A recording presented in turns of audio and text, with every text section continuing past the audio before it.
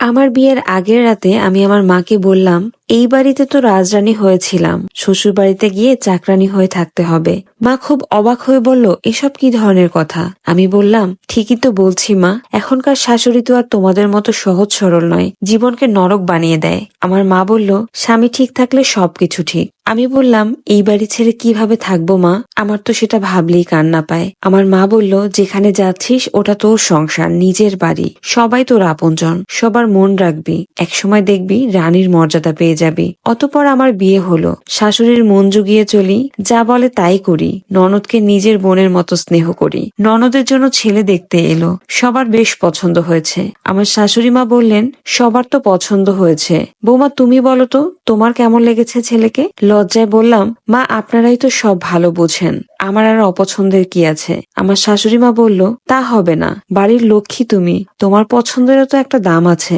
বুঝলাম, মায়ের কথা সত্যি হয়েছে, সংসারের রানীর মর্যাদা পেয়েছি।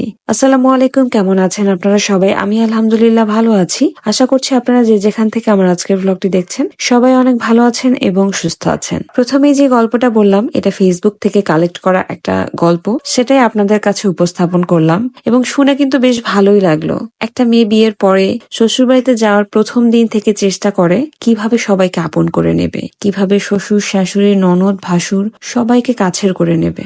প্রথম দিন থেকেই একটা মেয়ে চেষ্টা করতে থাকে সবার সাথে মিলেমিশে থাকার জন্য, কিন্তু আস্তে আস্তে দিনের পর দিন হয়তো কারো কোনো কথায় খারাপ লাগা শুরু করে, কেউ হয়তো বুঝে কষ্ট দেয়, কেউ হয়তো বা মজায় মজায় কষ্ট দেওয়ার চেষ্টা করে। মানুষ ভিন্নরূপী হয়ে থাকে, সবাই একরকম হবে না, এটাই স্বাভাবিক। তবে মানুষের ব্যবহারের মাধ্যমে আমরা আস্তে আস্তে মানুষের থেকে দূরে চলে আসি। তবে আমি আজ পর্যন্ত এমন কোনো গল্প শুনিনি যেখানে কোনো মেয়ে বিয়ের প্রথম দিন থেকেই শ্বশুরবাড়িতে গিয়ে কোনো বেয়াদবি করেছে, বাবার বাড়িতে যেরকম ছিল সেরকম চলেছে, এমন কোনো গল্পই আমি আজ পর্যন্ত শুনিনি। বিয়ের পরদিন থেকেই, প্রথম মুহূর্ত থেকেই একটা মেয়ে চেষ্টা করে সবার সাথে সুন্দরভাবে চলার জন্য।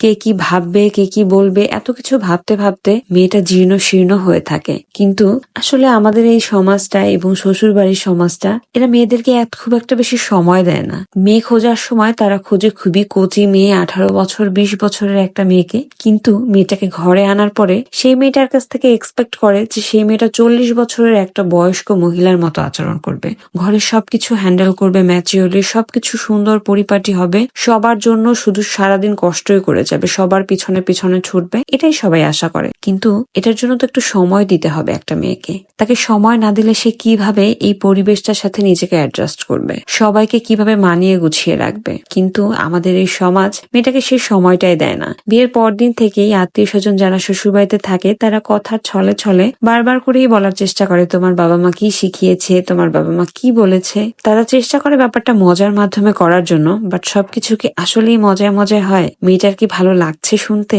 মেয়েটা কি কষ্ট পাচ্ছে কিনা, এটা কি কেউ ভাবে? নতুন বউ যখন বাড়িতে যায়, প্রথম প্রথম অনেক আত্মীয় স্বজন থাকে, সবাই বলে, তোমার শাশুড়ি মাকে দেখে দেখো, তুমি তো সব, তোমারই তো ঘর বাড়ি, তোমারই তো সংসার। কিন্তু কেউ শাশুড়ি মাকে বলে না, নতুন যে মেয়েটাকে এনেছো বউ করে, তাকে কিছুদিন সময় দাও, তাকে বুঝতে দাও, তাকে পরিবেশের সাথে মানানসই হতে দাও। এই কথাগুলো কিন্তু কেউ বলে না।